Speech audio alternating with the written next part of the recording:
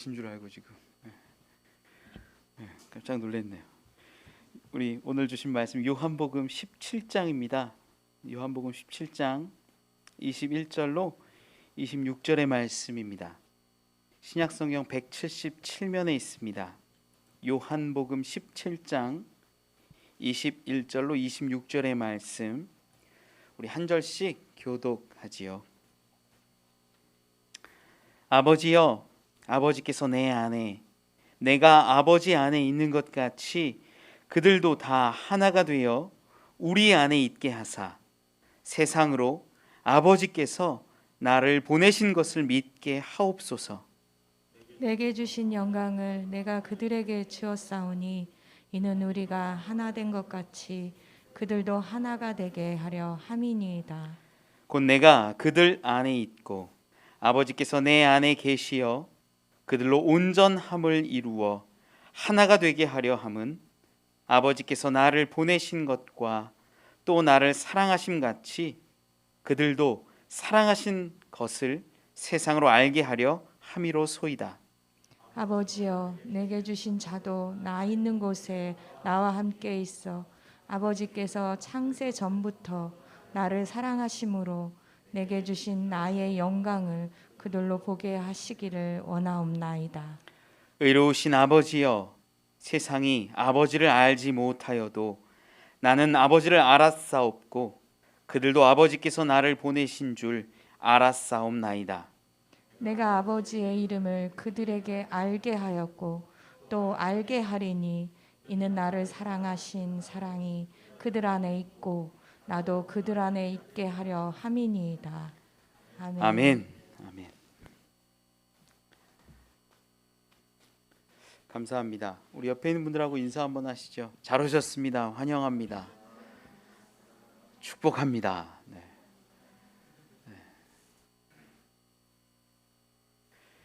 요즘에 싸움이 많습니다. 다툼이 많아요. 남녀 간의 대립도 많고 세대 간의 대립도 참 많아졌습니다. 누가 옳은지 누가 맞는지는 둘째 하더라도 싸움이 너무 많다라는 것이 안타깝습니다. 여러분 소설 82년생 김지영이라는 책 읽어보셨나요? 이 시대를 살아가는 정말 힘든 여성의 삶이 고스란히 대변되어 있습니다. 가정에서 딸로 어렵게 지내고 또 학교에서도 직장에서도 힘든 삶을 삽니다. 모든 거 다 포기하고 아이 하나 이렇게 좀 잘 기르고 키워냈는데 누군가로부터 들리는 소리는 야, 남편이 벌어주는 돈으로 편안히 사는 맘충이라는 그런 얘기나 듣는 이 시대를 반영하는 그런 고발 같은 소설입니다. 페미니즘이라고 해요. 여성들의 이야기, 여성들의 주장. 페미니즘은 사실 굉장히 중요하고 필요한 여성들의 목소리입니다. 여성에 대한 이야기는 여성이 하는 게 맞아요. 페미니즘, 페미니스트들 가운데 여자들이 많은 이유죠. 그런데 그거 아십니까? 페미니즘, 페미니스트들 가운데에도 과격한 분들이 좀 계세요. 그러다 보니까 자신은 깨어있는 의식이 있는 사람이라 생각하며 남자를 무시하는 건 당연하고요. 여성들 안에서도 다른 여성들의 의견을 무시하고 묵살하며 나는 깨어있고 내 주장이 내 의식이 맞다라고 말하는 분들이 있습니다. 그러다 보니까 여성 안에서도 이 계급같이 나타나 버리지요. 소수의 의견들이 묵살됩니다. 그러다 보니까 어떤 여성들은 페미니스트들을 싫어하기도 합니다. 사실 여성들이 억압받고 살았던 것은 맞지요. 인류 문명을 한 5천 년 정도로 보고 있는데 이 문명사 가운데 여성들이 항상 억압받지 않았습니까? 힘들게 지냈습니다. 여성들의 참정권, 투표권이 허용된 게 유럽에서만 보더라도 170년 정도밖에 안 돼요. 170년이 채 안 될 겁니다. 얼마 안 됐어요. 5,000년 기간 동안에 남성 중심으로 남성이 결정하는 그런 가부장제적 사고로 우리가 순응하며 살았던 거지요. 그런데 야, 그거 아니다라는 주장들이 많이 일어나고 여성의 인권들이 많이 주장되면서 정말 조금 나아졌습니다. 실제로도. 그런데 그러다 보니까 젊은 남성들이 상대적으로 박탈감을 느끼기 시작했어요. 야, 어른들은 40대 50대들은 집이라도 얻었고 직장이라도 번듯하게 그래도 얻을 수 있었는데 우리는 직장 얻기도 힘들고 무슨 뭐 여성들을 인권을 좀 존중한다고 하면서 대학 가면 장학금은 다 여자들이 휩쓸어 가는데 우리는 뭐냐, 이런 주장. 우리는 군대도 가는데 가산점도 없어졌다. 그런 말들 젊은 남성들 사이에서 주장되기 시작했습니다. 여혐, 남혐이라 말하면서 서로에게 손가락질하고 다투지요. 정말로 이 시대는 여성과 남성, 유색인종에 대한 차별, 진보와 보수, 다양한 문제로 갈등과 고통, 싸움이 가득합니다. 제가 일부 예배 드릴 때 여쭤봤어요. 가정에서 남자랑 여자랑 싸우면 누가 이기냐고요. 여러분, 가정에서 남자랑 여자랑 싸우면 누가 이깁니까? 한 번도 안 싸워보신 분들처럼 왜 그러시죠? 가정에서 남자랑 여자랑 싸우면 누가 이겨요? 여자가 이긴다, 남자가 이긴다고 한 그 가정이 좀 보여요. 누가 이기는지에 따라. 성경에 남녀가 싸우면 남자가 이긴다, 여자가 이긴다 뭐 이런 게 기록돼 있어요? 아니에요. 기록 없어요.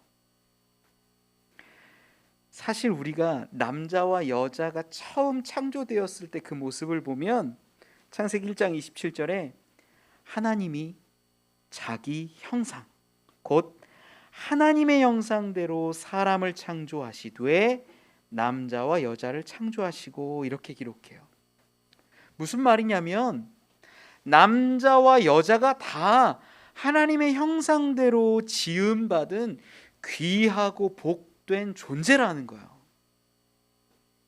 그런데 기독교에도 참 많은 성경을 보는 시선들이 남자였다 보니까 남성 중심적으로 해석을 많이 했던 거죠. 야, 여자는 선악과 따먹었잖아 먼저. 여자가 잘못했어. 여자? 야, 남자가 먼저 하나님의 형상대로 지음받고 갈비뼈로 만들었으니까 남자의 모조품이야. 이런 옛날 중세 시대 때 실제로 그런 해석들도 있었어요. 말도 안 되는 얘기지만 남성 중심적으로 보다 보니까 이러한 어처구니 없는 해석들도 나타났지요. 여러분, 남자와 여자가 처음 짝지어지고 가정이 생겼을 때 하나님이 이 어떤 마음으로 어떤 소망을 가지고 만드셨는 줄 아세요? 창세기 2장 18절에 이렇게 기록해요.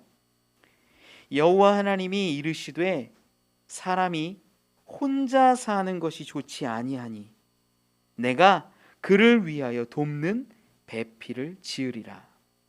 이 돕는 배필이라는 단어가 히브리어로 보면 에제르 네게드, 그러니까 마주하여 돕는 사람, 이런 의미가 있어요. 마주한 자인데 돕는다라는 뜻이에요. 무슨 의미입니까? 서로 정확히 말하면 여자가 남자를 돕는 것뿐만 아니라 서로 마주하고 돕는 존재라는 거예요. 남자도 여자를 돕고 여자도 남자를 돕고. 창세기 2장 18절 말씀 그대로 보더라도 하나님의 마음이 불편했던 것이 어디 있습니까? 여호와 하나님이 이르시되 사람이 혼자 사는 것이 좋지 아니하니. 그러니까 남자가 불쌍하고 남자가 밥 못 차려 먹을까 봐 걱정됐던 게 아니라 그저 혼자 사는 것이, 홀로 있는 것이 하나님 마음에는 그게 안타깝고 불편했다라는 거예요. 혼자 사는 게 좋은 게 아니라 남자든 여자든 서로 돕고 함께 사는 것이 하나님의 첫 마음 섭리였다라는 거예요. 하나 되어 사는 삶, 하나님이 바라시던 좋은 모습, 태초의 모습이 그런 돕는 마주함 가운데 있는 모양이었음을 저는 고백합니다. 오늘 본문이요, 하나 돼서 연합해서 서로 돕고 아름답게 살아가는 그 모습들을 그려내고 있어요. 본문은, 이 요한복음은 어렵게 읽으면 한두 끝도 없이 어려워지고 쉽게 읽으면 굉장히 쉬운 말씀이 될 수도 있습니다. 저는 오늘 좀 쉽게 여러분께 은혜를 좀 전해드리고자 해요. 이 오늘 본문의 말씀이 뭐냐면, 하나님의 예수님이 기도하시는 장면인데, 예수님이 아버지여, 아버지와 내가 하나인 것처럼, 내가 아버지 안에, 아버지가 내 안에 계신 것처럼 저들도, 그들도 하나 되기를 원합니다. 그리고 그들과 함께 아버지와 내가 함께해서 저들이, 세상 사람들이 하나님이 나를 이 땅에 보내신 것을 믿게 하여 주옵소서. 이게 21절의 말씀이에요. 21절 말씀을 한번 읽어보면 이렇습니다. 아버지여, 아버지께서 내 안에, 내가 아버지 안에 있는 것 같이 그들도 다 하나가 되어 우리 안에 있게 하사 세상으로 아버지께서 나를 보내신 것을 믿게 하옵소서. 그렇죠?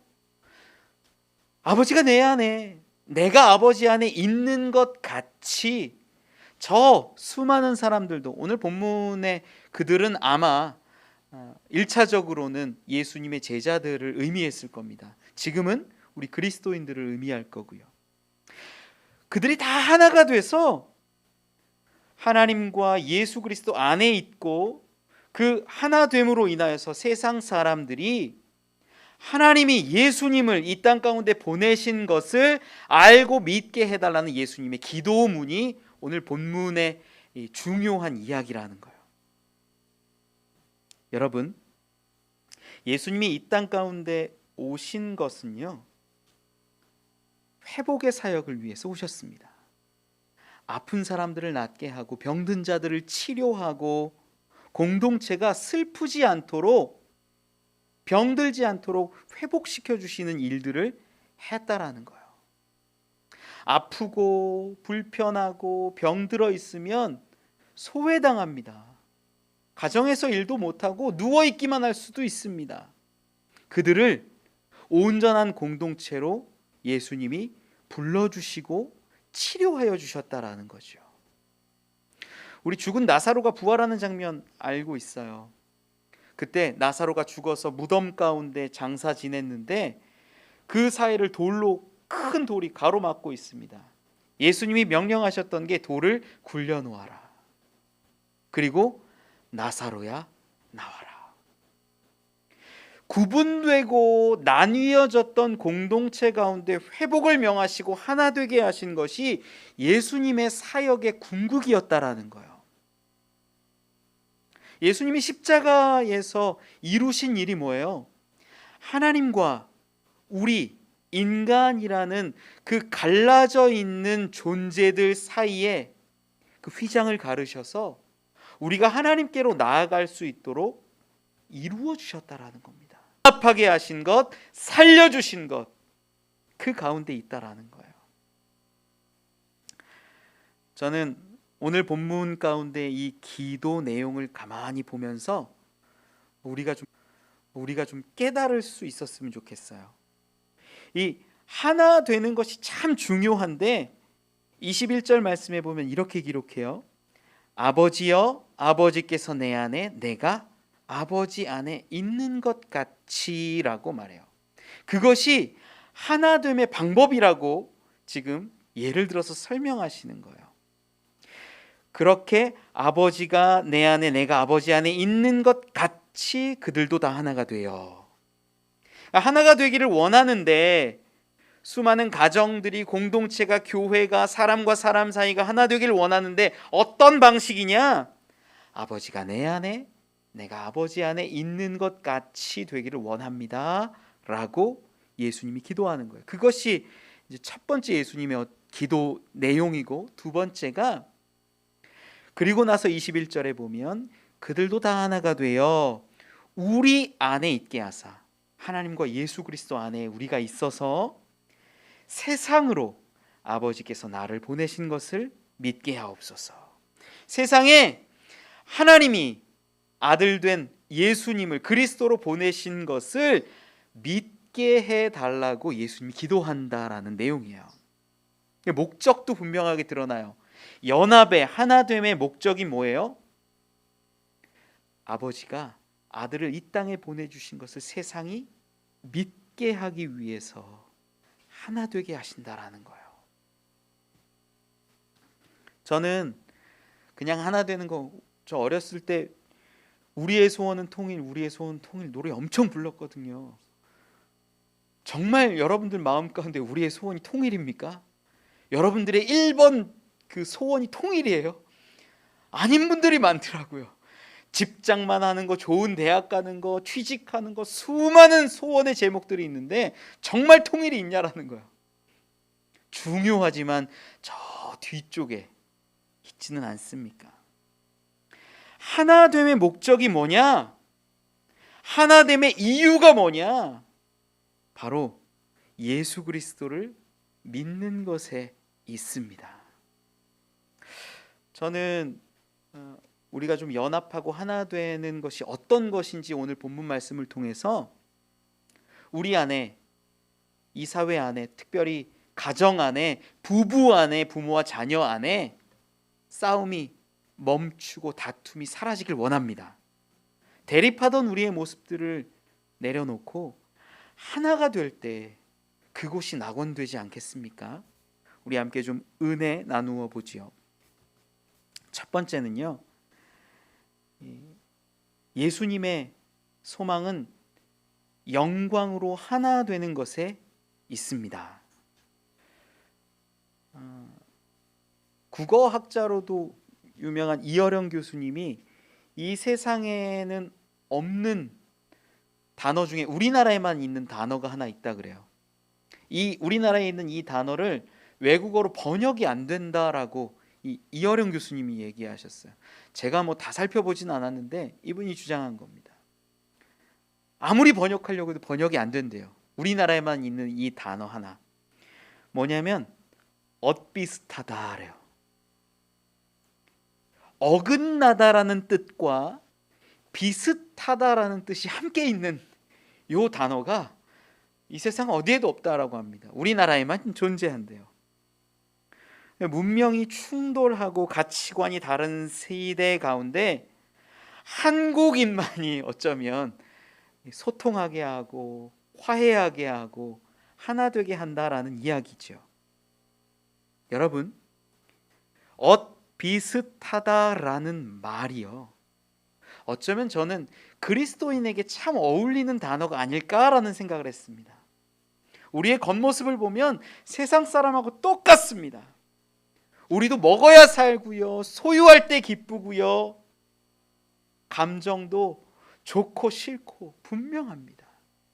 그런데 비슷하다, 어긋난 것처럼 다른 것 하나가 있어요. 바로 우리는 영의 사람들이라는 것을 깨달았다는 겁니다.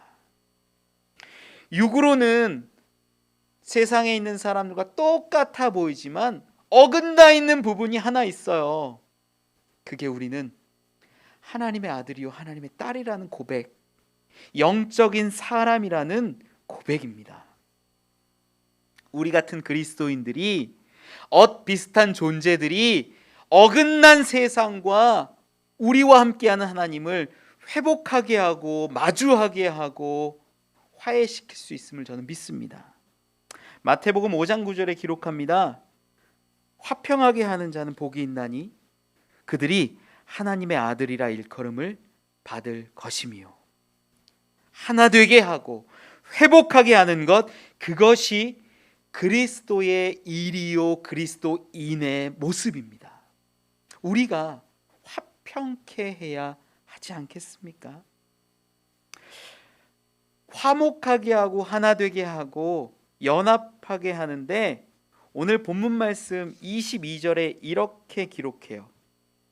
내게 주신 영광을 내가 그들에게 주었사오니 이는 우리가 하나 된 것 같이 그들도 하나가 되게 하려 함이니이다.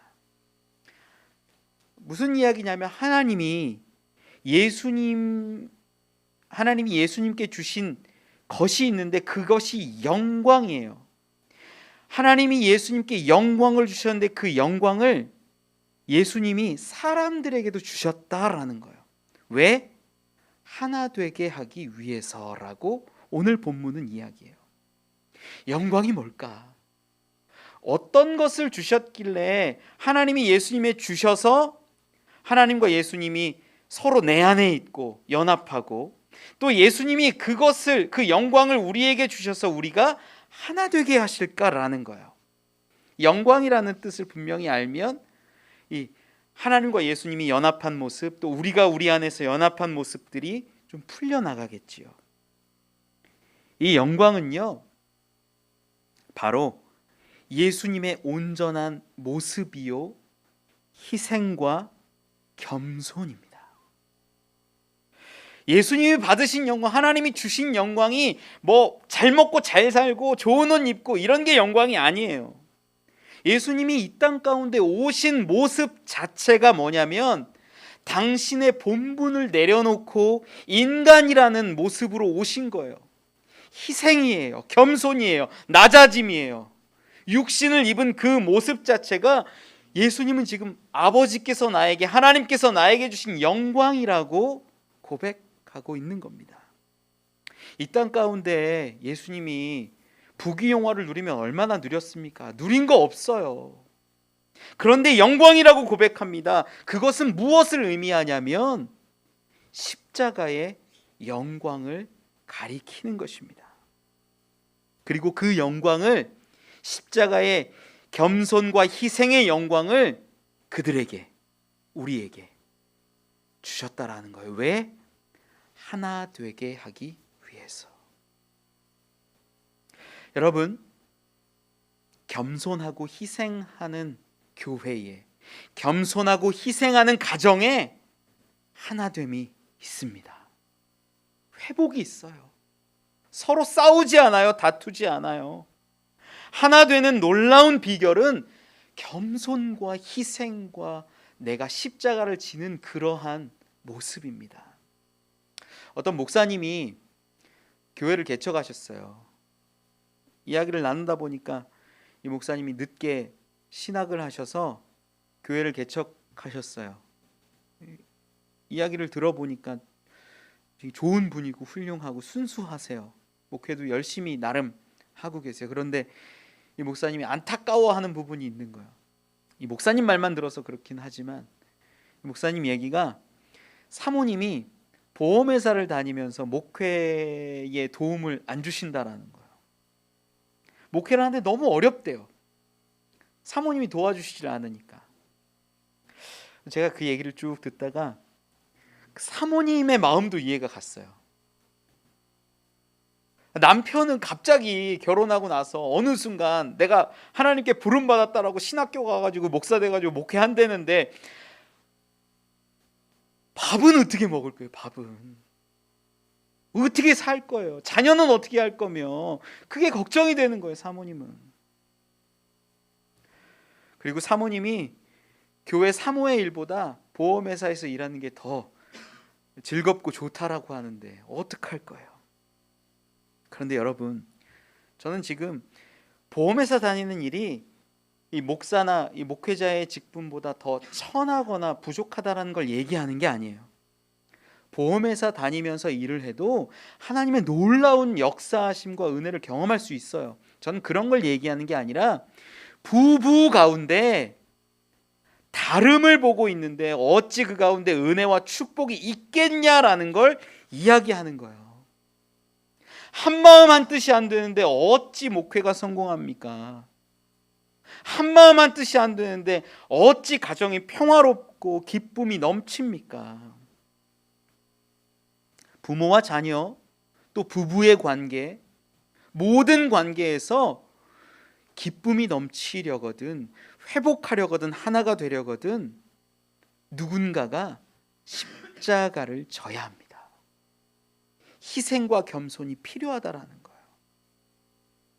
그 희생과 겸손이 없으면 서로 내가 맞기 때문에 주장하고 싸우는 겁니다.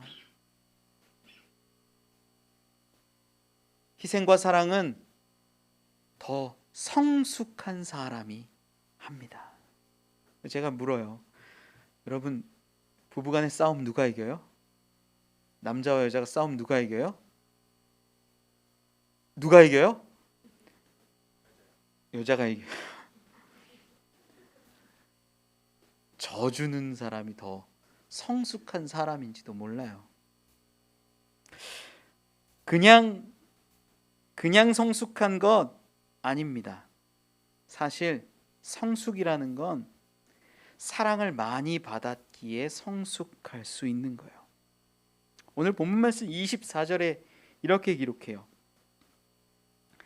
아버지여 내게 주신 자도 나 있는 곳에 나와 함께 있어.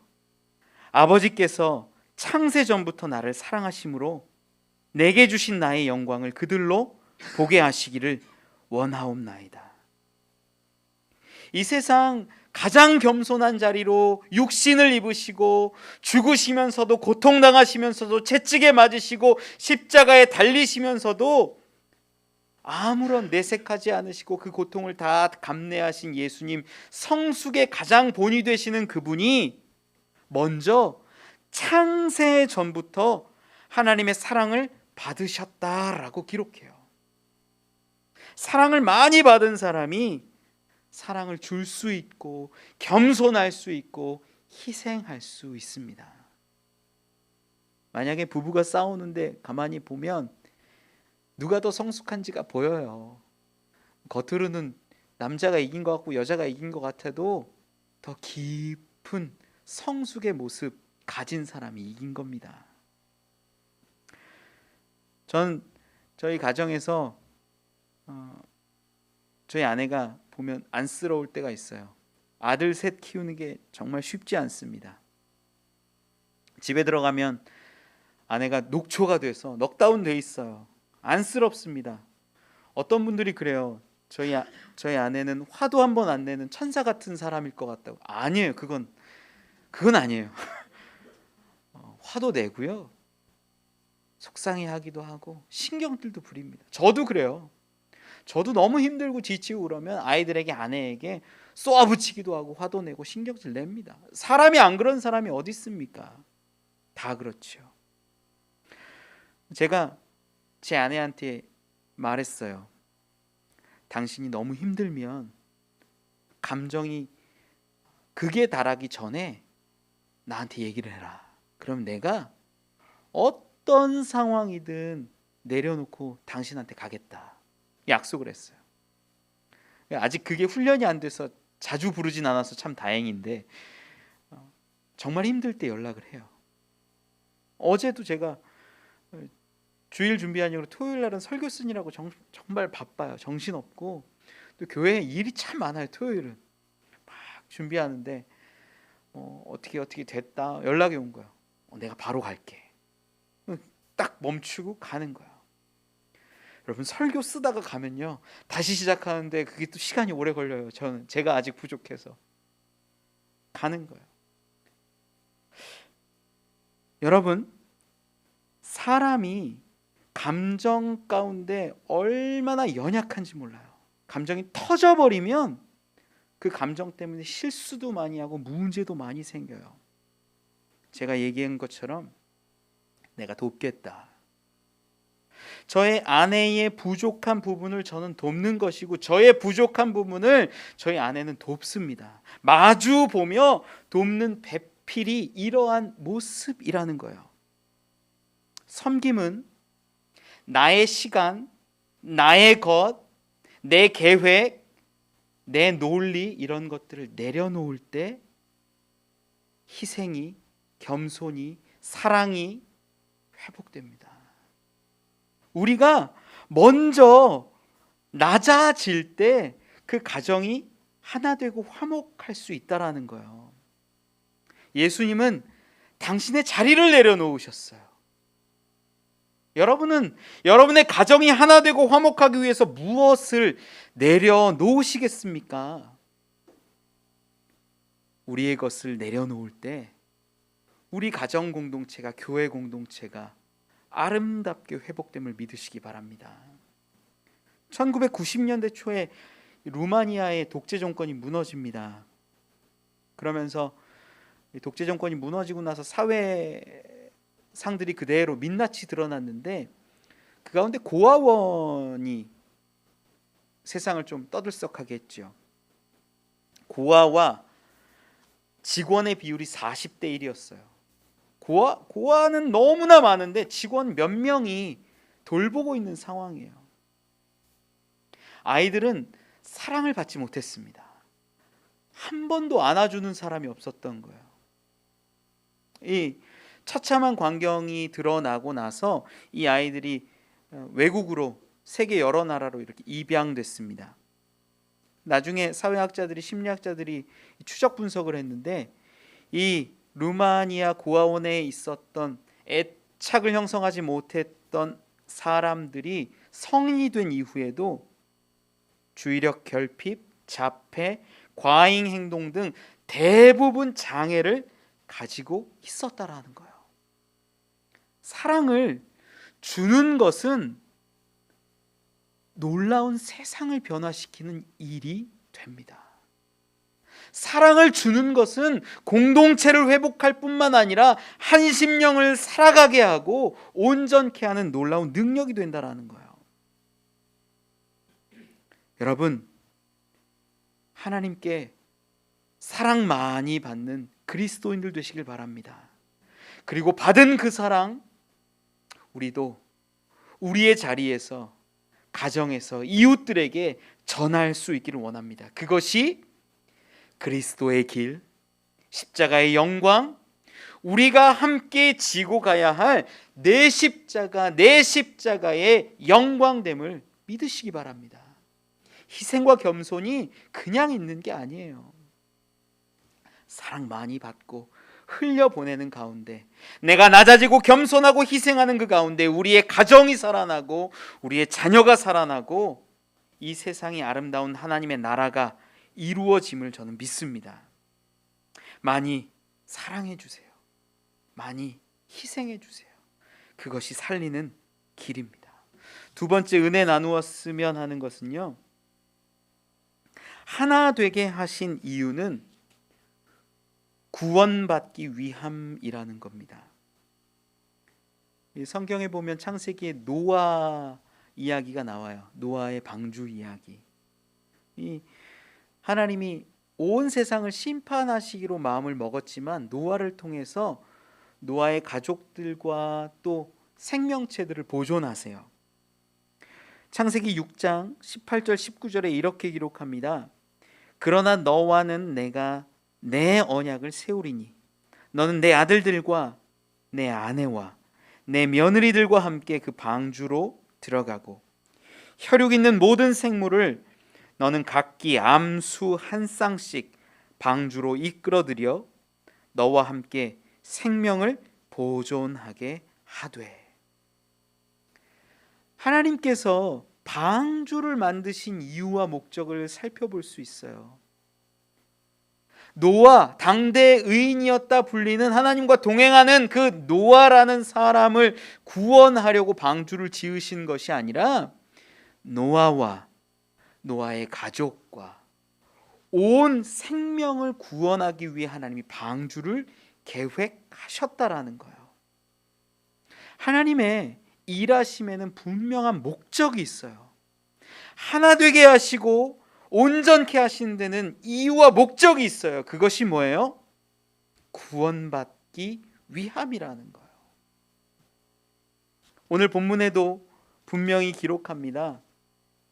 오늘 본문 말씀 21절에 그들도 다 하나가 되어 우리 안에 있게 하사 세상으로 아버지께서 나를 보내신 것을 믿게 하옵소서. 하나 되게 하신 이유와 목적이 예수 그리스도를 하나님이 이 땅 가운데 보내신 그 놀라운 기쁨을, 복음을 믿게 함에 있었다라는 거예요.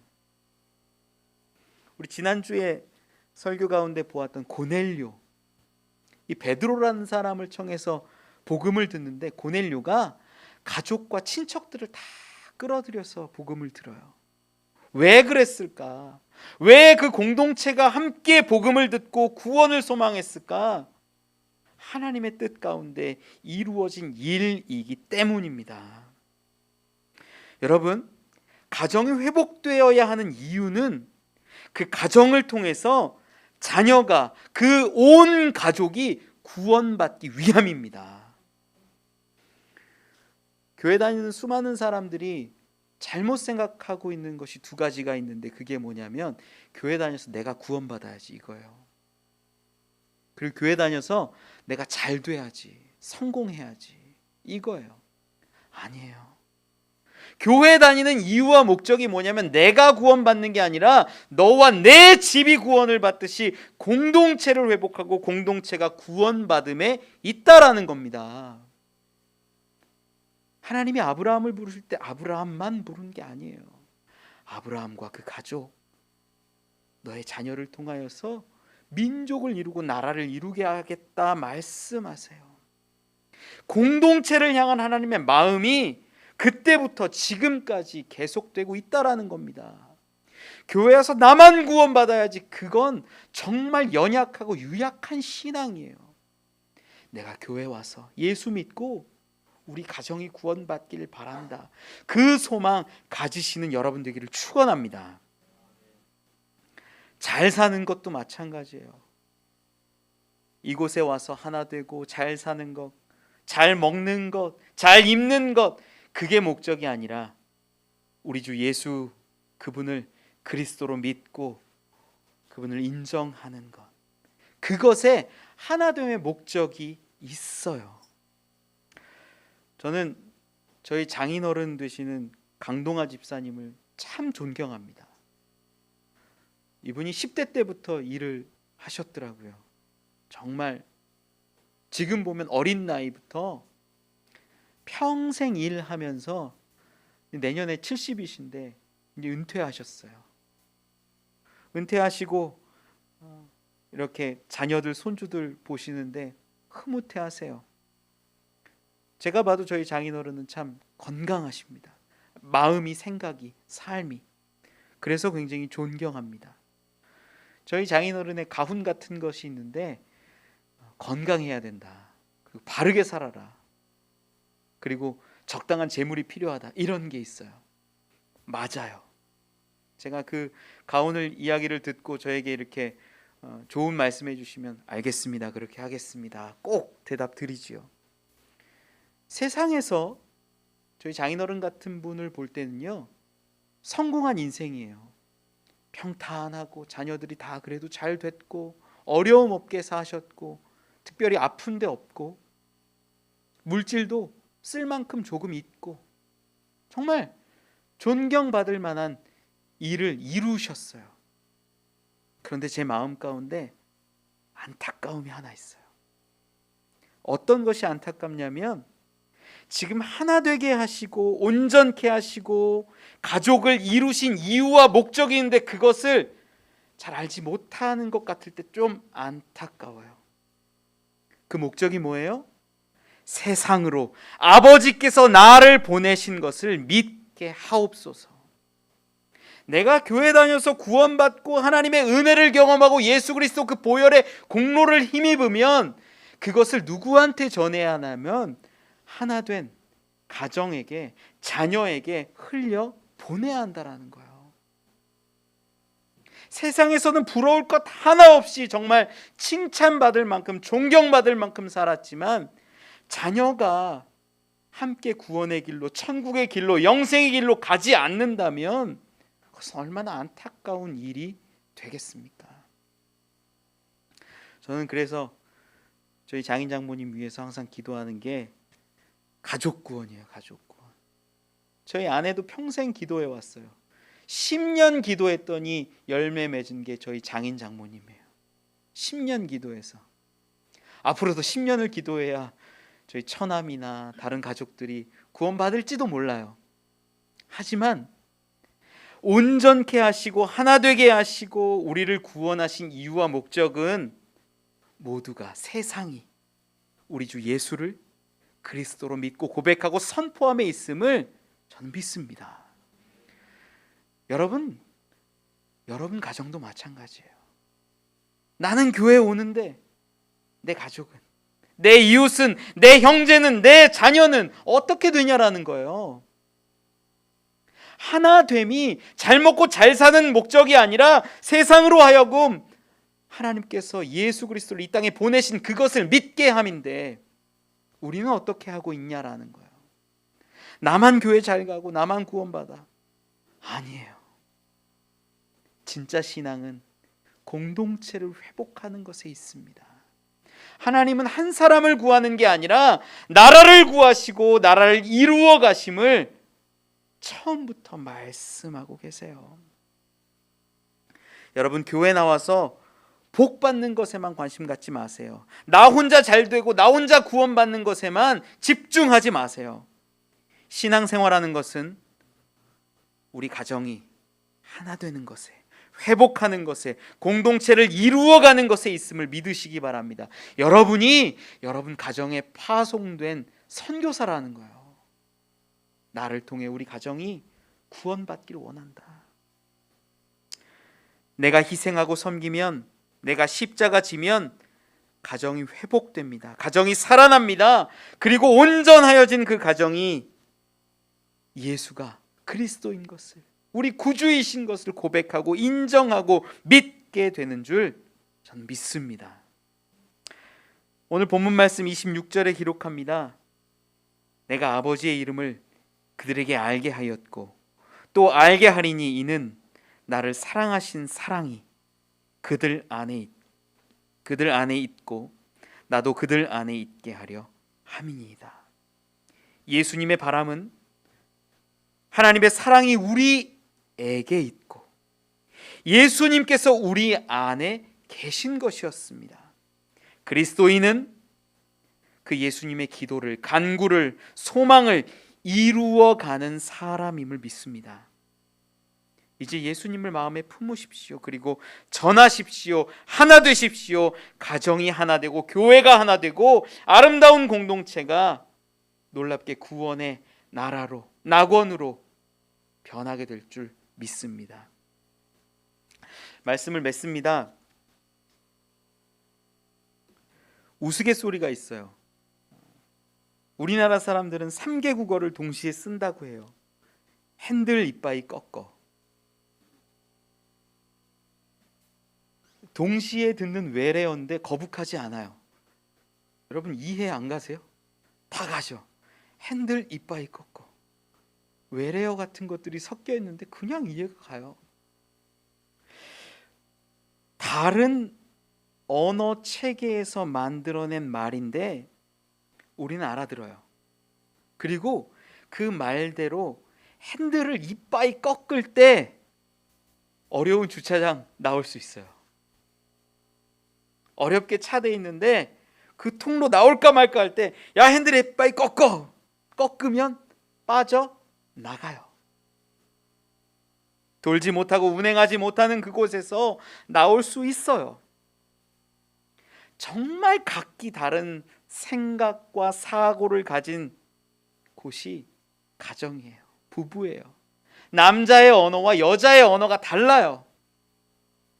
하지만 그 부부 가운데 하나 될 때 하나님 나라가 임합니다.